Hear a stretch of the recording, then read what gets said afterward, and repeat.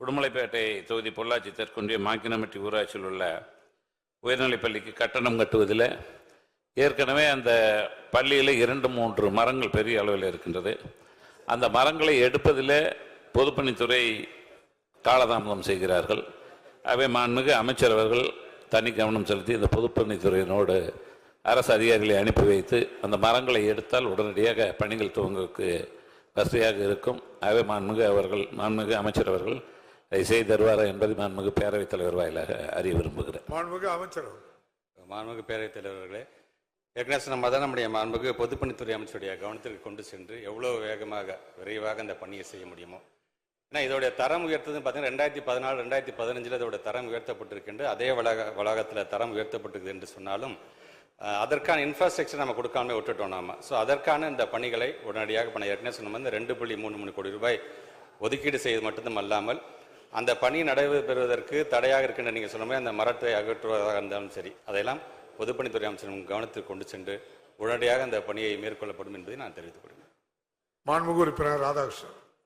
மாண்புமிகு பேரவைத் தலைவர் அவர்களே, உடுமலைப்பேட்டை சட்டமன்ற தொகுதி பொள்ளாச்சி தெற்கொன்றியம் சமத்தூர் பேரூராட்சியில் உயர்நிலைப் பள்ளியில் 500க்கும் மேற்பட்டவர்கள் படிக்கின்றார்கள். அங்கே பார்த்தீர்களானால் மாணவ மாணவியர்கள் வகுப்பறைகள் குறைவாக இருக்கின்றது. மாணவர்கள் அதிக அளவில் மாணவ மாணவியர்கள் வந்து செல்கின்றார்கள். ஆகவே மாண்புமிகு அமைச்சர் அவர்கள் உடுமலைப்பேட்டை சட்டமன்ற தொகுதி பொள்ளாச்சி தெற்கொன்றியம் சமத்தூரில் புதிதாக ஒரு கட்டடம் கட்ட முன் வருவாரா என்பதை மாண்புமிகு பேரவைத் தலைவர் வாயிலாக மாண்புமிகு அமைச்சரை கேட்டுக்கொள்கிறேன். மாண்புமிகு அமைச்சர் அவர்கள்.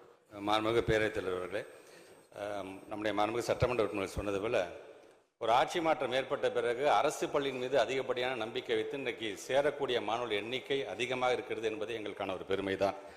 அதே நேரத்தில் அதற்கு தேவையான அந்த இன்ஃப்ராஸ்ட்ரக்சர் வகுப்பறைகள் அதிகம் தேவைப்படுகிறது என்று சொல்லும் பொழுது அதற்கு ஏற்கனவே நம்முடைய மாண்புமிகு தமிழ்நாட்டு முதலமைச்சர் அவர்கள் ஒரு பள்ளி வளர்ச்சிக்குன்னு ஏறத்தாழ இதுவரைக்கும் எந்த ஒரு அரசாங்கத்திலும் இல்லாத ஒரு அறிவிப்பாக 7,500 கோடி ரூபாய் மதிப்பீட்டில் பேராசிரியர் அன்பழகனார் பள்ளி மேம்பாட்டு திட்டம் என்ற மாபெரும் திட்டத்தை என்னுடைய இலக்கையே பார்த்தீங்கன்னா இந்த 5 ஆண்டுகளில் இது வந்து 2022 நம்ம அறிவித்திருக்கின்றோம். இந்த 5 ஆண்டுகளில் குறைந்தபட்சம் ஒரு 18,000 வகுப்பறைகளாவது கட்டி முடித்திட வேண்டும் என்கின்ற அந்த பணியில் இதுவரைக்கும் 2,497 கோடி ரூபாய் ஒதுக்கீடு செய்யப்பட்டிருக்கிறது. தமிழ்நாடு முதலமைச்சருடைய அறிவுறுத்தலின்படி நம்முடைய மாண்புமிகு நிதி அமைச்சர் இந்த கல்வியாண்டு கண்டு தனியாக ஒரு 1000 கோடி ரூபாய் ஒதுக்கீடு செய்திருக்கிறார்.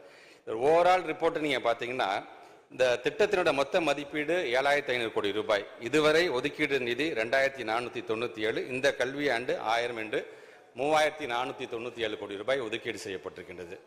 பணிகள் நிறைவடைந்து மாண்புமிகு முதலமைச்சர் அவர்களால் திறக்கப்பட்ட கட்டடங்கள் விவரம் வகுப்பறைகள் இதுவரைக்கும் 7,756 வகுப்பறைகள் திறக்கப்பட்டிருக்கின்றது. ஆய்வகங்கள் 31 ஆய்வகங்கள், கழிவறைகள் 20 யூனிட், சுற்றுச்சுவர் 752 மீட்டர் இதுவரைக்கும் திறக்கப்பட்டிருக்கின்றது.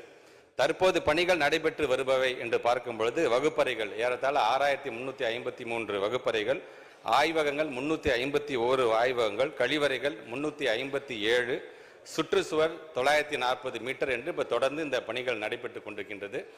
எங்களுடைய இலக்கு என்பது 2027க்குள்ளாக அந்த 18,000 வகுப்பறைகள், அதோடு சேர்த்து ஆய்வகங்கள், அதோடு சேர்த்து கழிவறைகள், சுற்றுச்சுவர் என்று முழுமையாக அது முடிக்கப்படும் என்கின்ற அந்த செய்தியை நம்முடைய மாண்புமிகு சட்டப்பேரவை தலைவர் மூலமாக சட்ட உறுப்பினருக்கு தெரிவித்துக் கொள்கிறேன்.